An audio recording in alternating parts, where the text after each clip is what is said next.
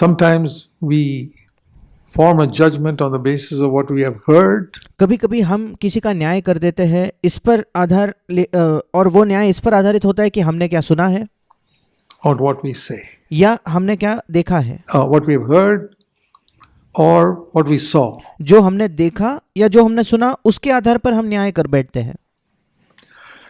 Turn with me to Isaiah chapter 11. मेरे साथ निकले यशायाह की पुस्तक उसका 11वां अध्याय। Isaiah chapter 11. यशायाह की पुस्तक उसकी 11वां अध्याय।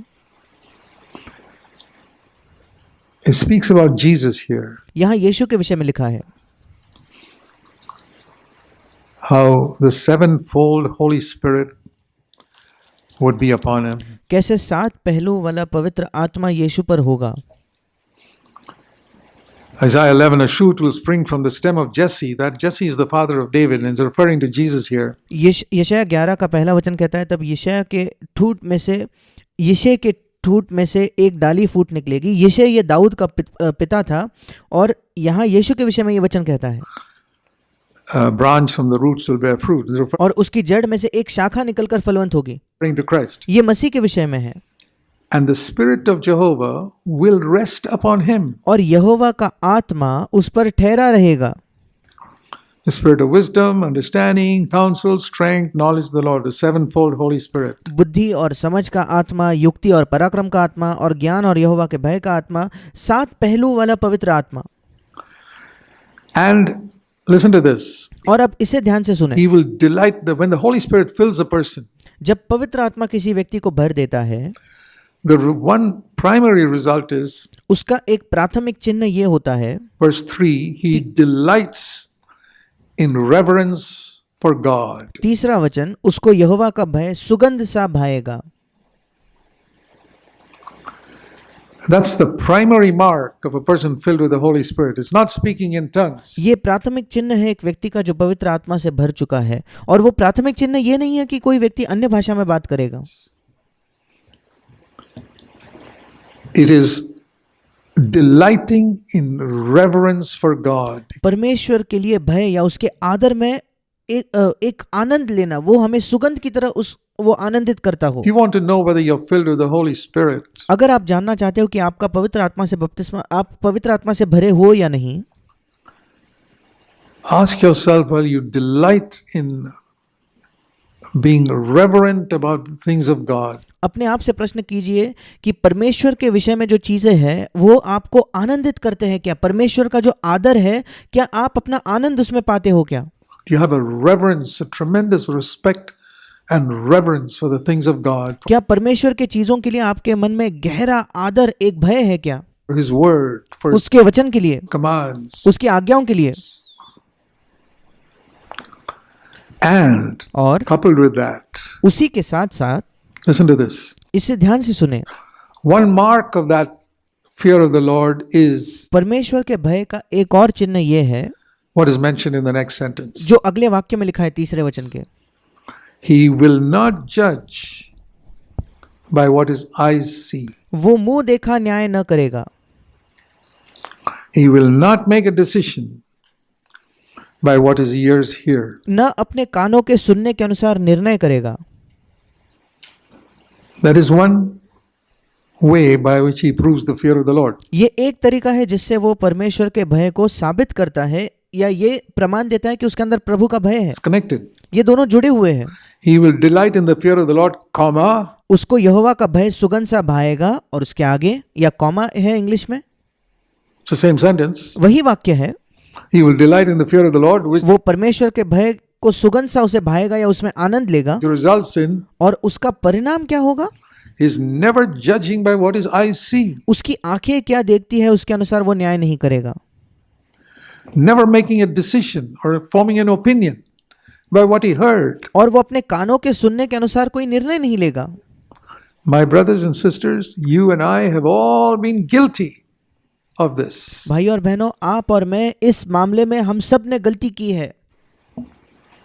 I know I've had to judge myself through the years. मैं जानता हूं मुझे अपने आप का कई वर्षों में इस विषय में न्याय करना पड़ा Say, है। Lord, How many times I hear something about somebody and I say, yeah, that's like that. और कितने बार मैं प्रभु से कहता हूँ, कितने बार प्रभु मैंने किसी के विषय में कुछ सुना है और तुरंत मैंने न्याय किया है, हाँ ये ऐसा है।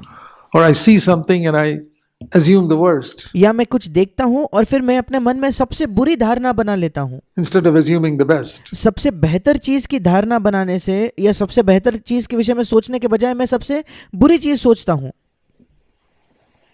Have you noticed that about yourself? क्या आपने अपने आप के विषय में इस बात को देखा है क्या?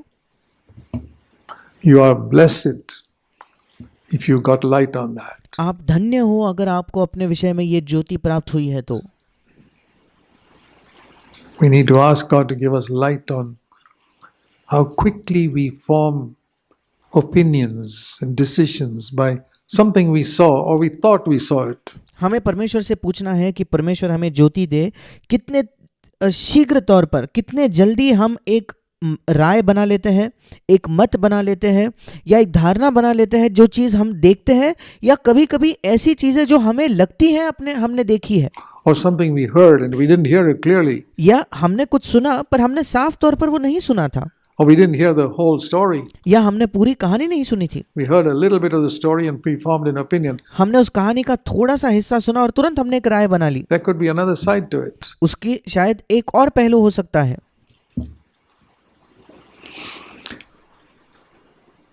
I remember a brother who they saw him walking into a drinking saloon. मुझे याद है एक भाई को किसी और ने देखा कि वो व्यक्ति एक जहाँ शराब बेची जाती है वहाँ जाते हुए उसे देखा। And some other brother saw him. किसी और भाई ने उसे देखा कि जहाँ शराब बेची जा रही है ये व्यक्ति वहाँ जा रहा है, And spread the news around it. I saw that brother going into a place where alcoholics were gathering. और इस भाई ने दूसरे सबको जाकर बता दिया कि मैंने एक फलाने भाई को देखा कि वो एक ऐसे जगह जा रहा था जहाँ शराब बेची जा रही है, जहाँ सब शराबी इकट्ठा होते हैं।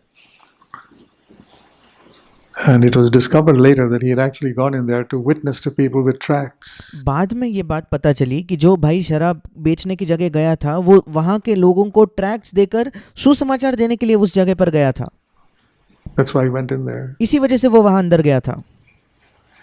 Can you imagine what that brother will feel when in the day of judgment it's exposed that this man whom he judged had actually gone there to witness about Christ to somebody? अब क्या आप सोच कर देख सकते हो, जिस व्यक्ति ने ये बात फैलाई कि ये व्यक्ति शराब के जगह गया था, इस व्यक्ति को न्याय के दिन क्या महसूस होगा जब उसे न्याय के दिन ये पता चलेगा कि ये भाई जो उस जगह गया था ये तो सुसमाचार प्रचार करने गया था।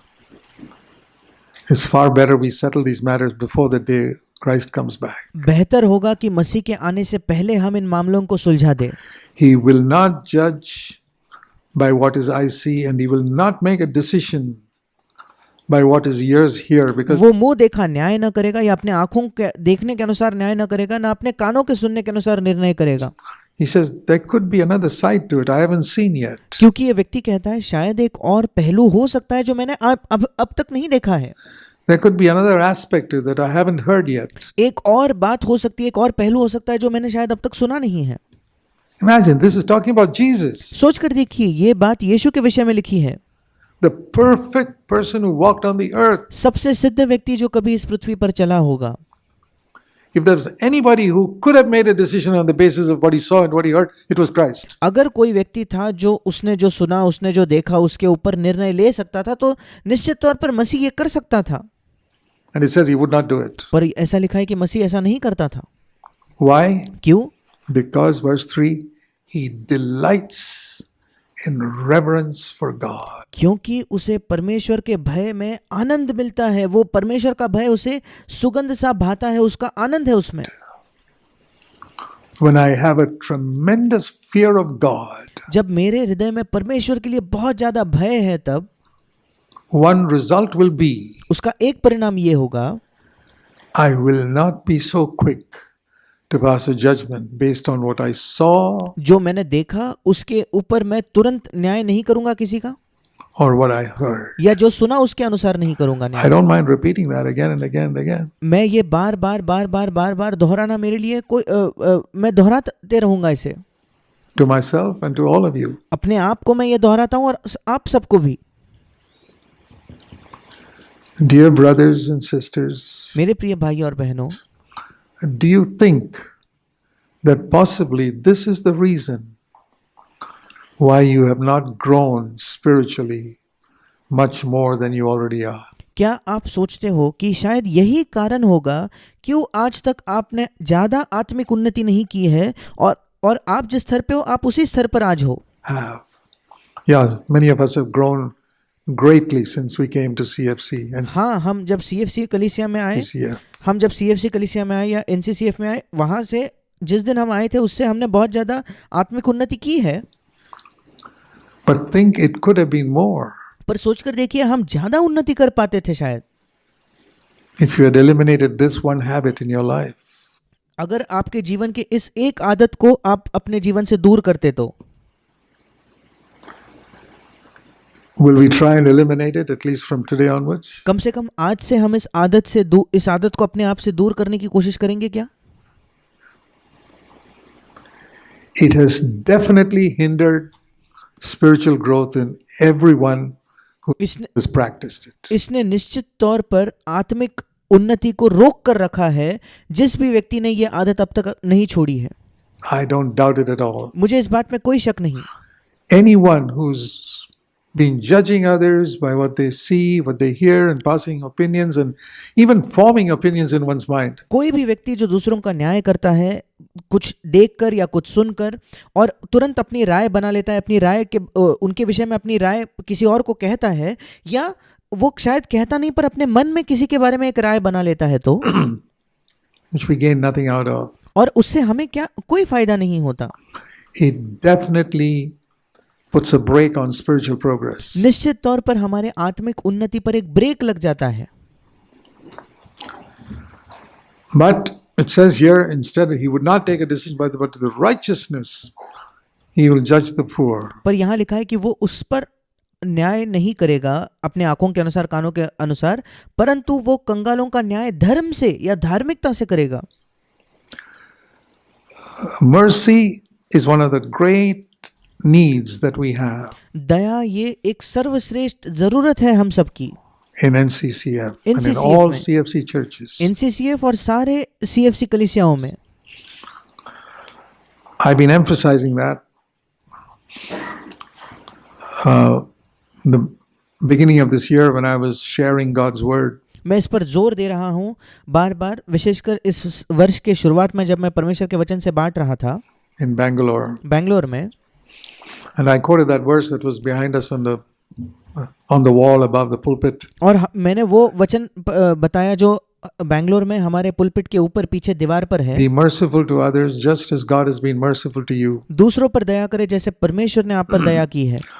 And I said, brothers and sisters, I believe the Lord has laid on my heart this burden.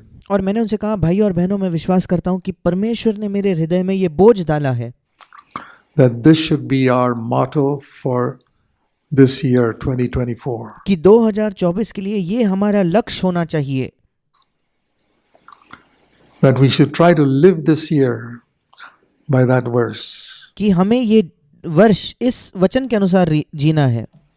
Be merciful to everyone, हर एक व्यक्ति पर दया करते हुए, दयावंत बनकर, just as God has been merciful to you. बिल्कुल जैसे परमेश्वर आपके प्रति उसने दया दिखाई है। In other words, think of the number of ways in which God has been merciful to you. दूसरे शब्दों में सोचिए कितने अलग अलग तरीकों से परमेश्वर ने आप पर दया दिखाई है। All the stupid things you and I have done. सारी मूर्ख चीजें जो आपने और मैंने की है। And not only has He forgiven us, ना केवल परमेश्वर ने हमें क्षमा किया है, He has not even let other people know about it. परमेश्वर ने दूसरे लोगों को ये पता भी नहीं चलने दिया कि हमने क्या किया था। Can you think of the stupid things you did क्या आप सोच सकते हो कैसी मूर्खतापूर्ण बातें आपने की है अपने जीवन में, that other people have never discovered? या जो दूसरे लोगों को कभी आज तक पता नहीं चली है? You'd be ashamed if they discovered it. आपको शर्म आएगी अगर दूसरे लोगों को पता चलेगा आपने क्या किया है तो।